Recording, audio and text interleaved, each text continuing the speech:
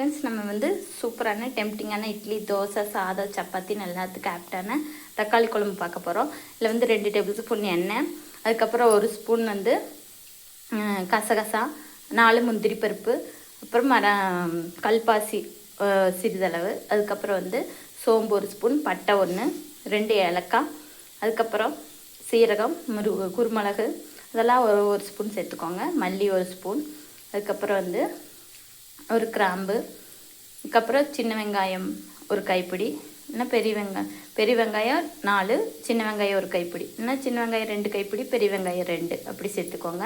அப்புறம் 10 பல் பூண்டு எல்லாம் போட்டு நல்லா வணக்கிக்கோங்க. அப்புறம் 2 பத்து தேங்காய் நல்லா பொடிப்பொடியாக நறுக்கி அது கூடயே போட்டு வணக்கிக்கோங்க.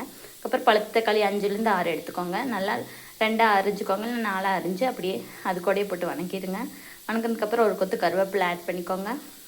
அதுக்கப்புறம் 1 ஸ்பூன் மட்டன் மசாலா, 1 ஸ்பூன் கறி மசாலா, தனி மிளகாய்த்தூள் 1 ஸ்பூன், காரத்துக்கு தகுந்த மாதிரி சேர்த்துக்கோங்க. அதுக்கப்புறம் சேர்த்து கல்லுப்பு சேர்த்து நல்லா மிக்ஸ் பண்ணி நல்லா வணக்கி எடுத்துட்டு அதை வந்து நீங்கள் மிக்ஸி ஜாரில் போட்டு நல்லா நைஸாக அரைச்சிக்கோங்க. அரைச்சதுக்கப்புறம் மறுபடியும் எண்ணெய் ஊற்றி கடுகு நல்லா பொரிக்க விடுங்க. அதுக்கப்புறம் 1 கொத்து கருவேப்பிலை போட்டு இந்த அரைச்ச பேஸ்ட்டை வந்து ஊற்றிடுங்க. வணக்கி அரைச்ச பேஸ்ட்டை ஊற்றி நல்லா பச்சை வாசம் போகிற அளவுக்கு கொதிக்க விட்டு இறக்குறீங்கன்னா இட்லி, தோசை, சாதம், சப்பாத்திலேருந்து எல்லாத்துக்கும் ஆப்டாக இருக்குங்க. தக்காளி குழம்பு எதுவுமே காய்கறி எதுவுமே இல்லை, இந்த மாதிரி ட்ரை பண்ணுங்கள். ரொம்பவே டெம்ப்டிங்காக டேஸ்ட்டாக இருக்கும். இல்லை கசகசா, முந்திரி பருப்பு, தேங்காய் எல்லாம் சேர்த்தனால இன்னும் வந்து இங்கே காரம் பேலன்ஸ் ஆகும். குருமிளகு, தனி மிளகாய்த்தூள், அந்த மாதிரி மட்டன் மசாலா, கறி மசாலா 1 ஸ்பூன் லைட்டாக போடதே தெரியாமல் ஆட் பண்ணும்போது உங்களுக்கு வந்து டேஸ்ட் வைஸ் சூப்பராக இருக்கும். காரம் நல்லா பேலன்ஸாக இருக்குங்க.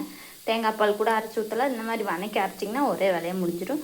ரொம்ப சிம்பிள் இன்க்ரீடியன்ட். பேச்சுலர்ஸ்க்கு ஃபாலோ பண்ணிக்கோங்க.